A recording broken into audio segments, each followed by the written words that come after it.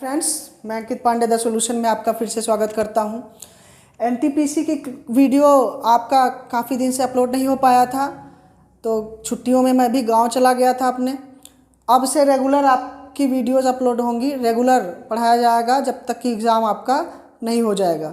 तो चलिए, मैंने वादा किया था कोर्स समय पे समाप्त करने का, तो समय पे ही कोर्स समाप्त होगा। एक एक दिन में अगर 2 वीडियो भी अपलोड करना पड़ेगा तो मैं करूँगा।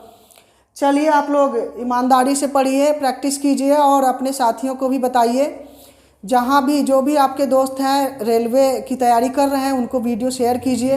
क्लियर है? आइए, आपको मैंने बताया था कि अगर किसी भी दो संख्याओं का गुणनफल अगर कोई भी संख्या अगर किसी भी 2 संख्याओं का गुणनफल का परिणाम है अगर, तो मैंने बताया था उसमें प्रतिशत कमी या वृद्धि का फार्मूला x + y + xy/100। इसी पे क्वेश्चन लिखिए। कोई वृत्त है और उसके रेडियस में बोल रहा है कि 10% की वृद्धि। मैं पूरा क्वेश्चन नहीं लिख रहा हूँ, शॉर्ट में लिख रहा हूँ। 10% की वृद्धि की जाए, रेडियस आर क्या है आपका? रेडियस है, त्रिज्या लिख देता हूँ। वृत्त की त्रिज्या रेडियस त्रिज्या में 10% की वृद्धि की जाए तो क्षेत्रफल में क्या प्रभाव पड़ेगा? क्षेत्रफल में क्या प्रभाव पड़ेगा? क्लियर है? तो क्षेत्रफल कैसे आता है? क्षेत्रफल का फार्मूला आप लोग जानते हैं, एरिया क्षेत्रफल = r × r। क्या होता है πr²।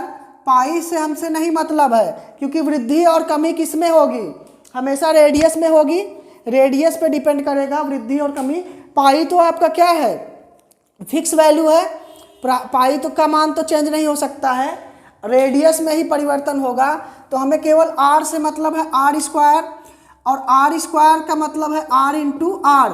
ये 2 संख्याओं का गुणनफल, ये क्षेत्रफल क्या है? 2 संख्याओं के गुणनफल का परिणाम है। तो अगर इसका परिणाम है तो मैंने फार्मूला बताया था x + y + xy/100। अगर वृद्धि हो रही है तो प्लस उठाते हैं और कमी हो रही है तो माइनस। तो वृद्धि हो रही है, इसका मतलब +10 + 10 + 10 × 10/100 कितना आ गया? 10 10 20 और 21% की वृद्धि। 21% की वृद्धि हो गई। क्लियर है? अगर रेडियस में हम 10% बढ़ाएंगे तो क्षेत्रफल 21% से बढ़ जाएगा। इसका ये फार्मूला हो गया। मेथड 2 देखेंगे, बेसिक मेथड है। अगर मान लीजिए कि 100 है क्षेत्रफल, पहले रेडियस 10 × 10 था तो क्षेत्रफल कितना? 100। अब 10% की वृद्धि हो रही है तो 10% कितना होगा? 1। इसका मतलब अब रेडियस कितना हो गया? 11 × 11 कितना? 121 121। प्रतिशत वृद्धि कितने की? 21% की। क्लियर है? आप बेसिक तरीके से भी कर सकते हैं और फार्मूला भी लगा सकते हैं। अगर यहीं पे कह देता 20% की कमी, 20% की कमी ले लीजिए एक बार, कि कमी कर दी जाए। तो जब भी आप कमी करेंगे तो कमी के लिए हमने बताया था कि हमेशा निगेटिव में उठाते हैं, तो -20 और माइनस इंटू माइनस प्लस हो जाएगा। तो 20 × 20/100 ये कितना आ जाएगा? -40 और ये +4 कितना आ जाएगा? -36 %। माइनस साइन क्या शो करता है कि कमी हो रही है। कितने प्रतिशत की? 36% की कमी। 36% की क्या? कमी। 36% की कमी हो रही है। ये सिंबल कमी को दर्शाता है और ये सिंबल आपका वृद्धि को दर्शाता है। क्लियर है? तो आपसे माइनस में आ रहा है, इसका मतलब 36% की क्या हो रही है? कमी हो रही है। एक ही क्वेश्चन पे मैंने बदल के 2 चीज़ें बता दी आपको। अब आइए बेसिक करते हैं इसका। अगर मान लेते हैं पहले रेडियस 10 था तो 10 × 10 कितना? 100 क्षेत्रफल हुआ।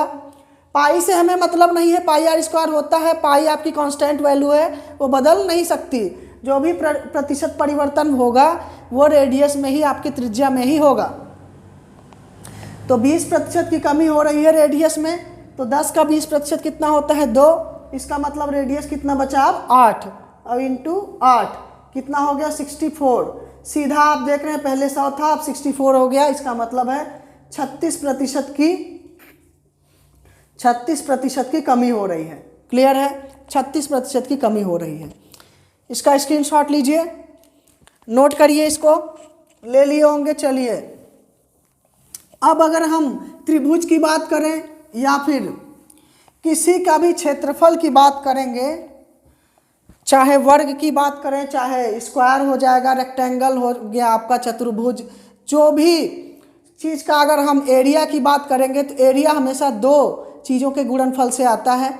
और मैंने बताया था कि किसी भी संख्या, कोई भी संख्या अगर दो संख्याओं के गुणनफल का परिणाम है तो इसका मतलब वहाँ ये फार्मूला हमारा अप्लाई हो जाएगा। ठीक है, तो आप लोग कर लेंगे। अगर यही एरिया त्रिज्या अगर आपका रेक्टेंगल या ट्रायंगल का देता तो आपका दो भुजाएं में देता कि पहली भुजा में उसके लंबाई में 10% की वृद्धि या चौड़ाई में 20% की कमी कर दी जाए तो उसका क्षेत्रफल कितना हो जाएगा। इस तरह से आपको क्वेश्चन पूछेगा, आप लगा लेंगे। चलिए अगले क्वेश्चन की तरफ बढ़ते हैं। चलिए क्वेश्चन आयत पे कर लीजिए। आयत की लंबाई में 10% की वृद्धि, 10% की वृद्धि और चौड़ाई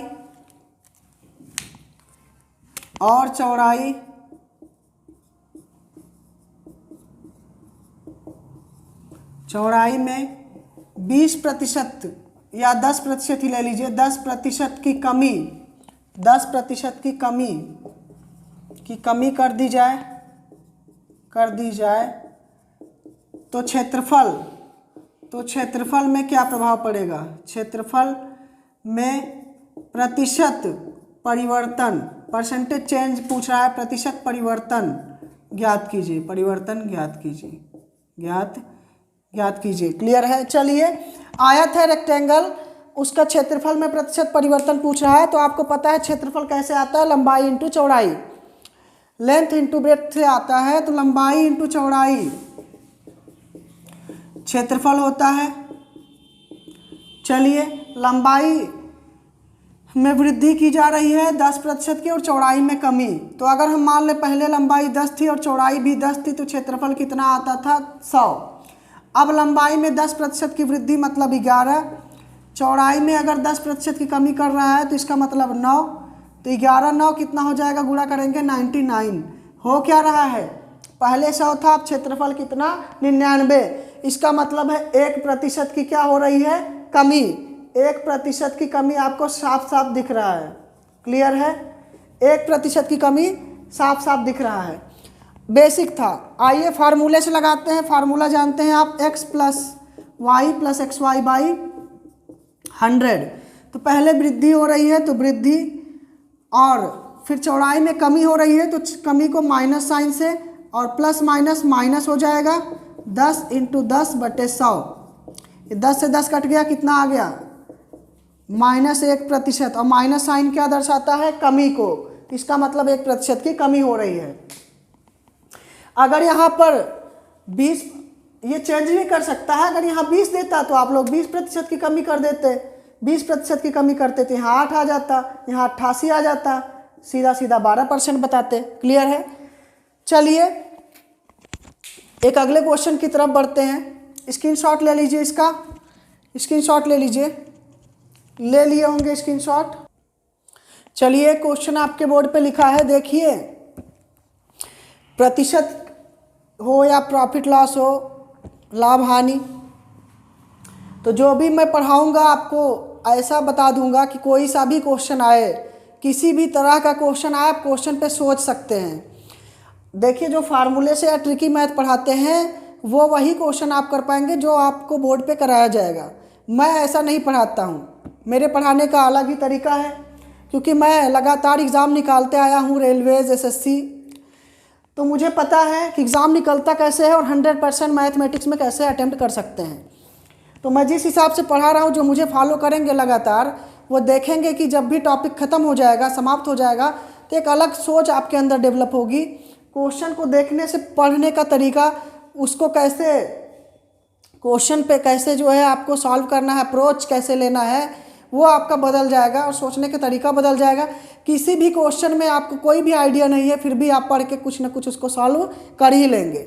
चलिए इस क्वेश्चन को देखते हैं। क्वेश्चन लिखा है किसी वस्तु के मूल्य में 8% की वृद्धि, 8% की वृद्धि की गई, बढ़े मूल्य में 8% की कमी की गई। यदि वस्तु का अंतिम मूल्य 1 रुपये हो तो प्रारंभिक मूल्य ज्ञात कीजिए। क्लियर है?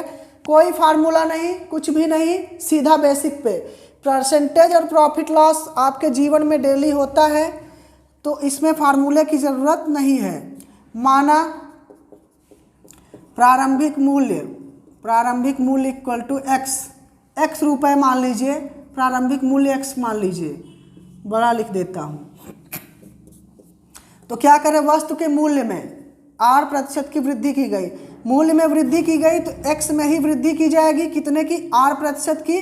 तो वृद्धि को हमेशा 100 में ऐड करके लिखते हैं, 100 + r/100। क्लियर है? जैसे आपसे बोलता है कि 100 में अगर 10% की वृद्धि की जाए तो कैसे लिखते हैं? 100 × 110/100। 110/100 क्यों? 100 + 10/100 लिखे आप। तो ठीक उसी तरह से अगर 8% की वृद्धि हो रही है तो 100 + r/100। क्लियर है? बेसिक से सोचिए आप, एकदम बेसिक से एकदम आप सोचेंगे। क्लियर है? इनटू बढ़े मूल्य में 8% की कमी, बढ़े हुए मूल्य में 8% की कमी, इसका मतलब 100 - r/100।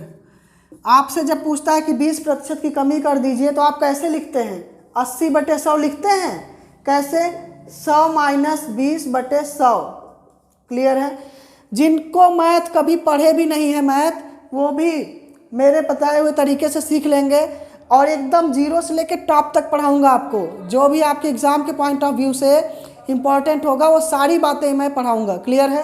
चलिए, तो ये आ गया। इसके बाद बोल रहा है कि अंतिम मूल्य 1 रुपये हो। भाई आपने एक बार वृद्धि किया, एक बार कमी कर दिया, अंतिम मूल्य 1 आ गया। तो प्रारंभिक मूल्य आपसे पूछ रहा है, प्रारंभिक मूल्य हमने x माना, x की वैल्यू निकाल लीजिए। ये क्या हो जाएगा? a + b, a - b क्या होता है? a² - b²।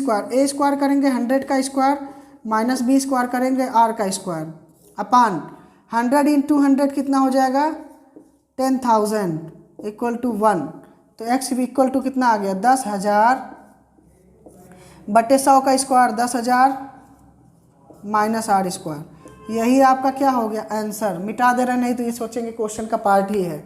चलिए, तो 10,000 अपान 10,000 माइनस r², इसी पे आपका फार्मूला बना देते हैं कि इतने की वृद्धि की गई, इतने की कमी की गई, तो वस्तु का प्रारंभिक मूल्य ज्ञात कीजिए। तो कोई फार्मूले की ज़रूरत नहीं है, आप बेसिक समझ गए।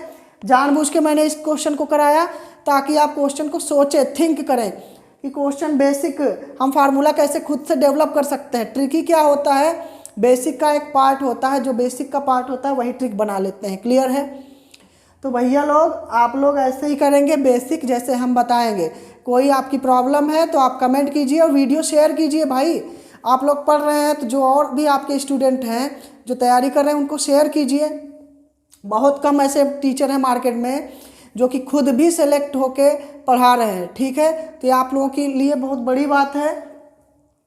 आपको मैं अपना पर्सनल नंबर भी दे देता हूँ, व्हाट्सएप नंबर 91 25 68 32 95। आप व्हाट्सएप भी कर सकते हैं हमें। कोई अगर समस्या है तो संडे के दिन कांटेक्ट कर सकते हैं। बाकी दिन मैं जॉब करता हूँ एसएससी की, मैं पहले ही बता चुका हूँ, बिजी रहता हूँ। तो आप लोग व्हाट्सएप कर सकते हैं, क्वेश्चन भी व्हाट्सएप कर सकते हैं। कोई भी प्रॉब्लम हो, कैसे तैयारी करनी है, कौन सी बुक लेनी है, क्या स्ट्रेटजी बनानी है, तो मैं सबकी, और भी कोई प्रॉब्लम हो, किसी की गर्लफ्रेंड बॉयफ्रेंड वाला प्रॉब्लम हो तो भी, चलिए 91 25 68 32 95 ये हमारा व्हाट्सएप नंबर है। आप लोग व्हाट्सएप करेंगे इस पर। क्लियर है? चलिए फ्रेंड्स, प्रैक्टिस करते रहिए, मिलते हैं नेक्स्ट क्लास में।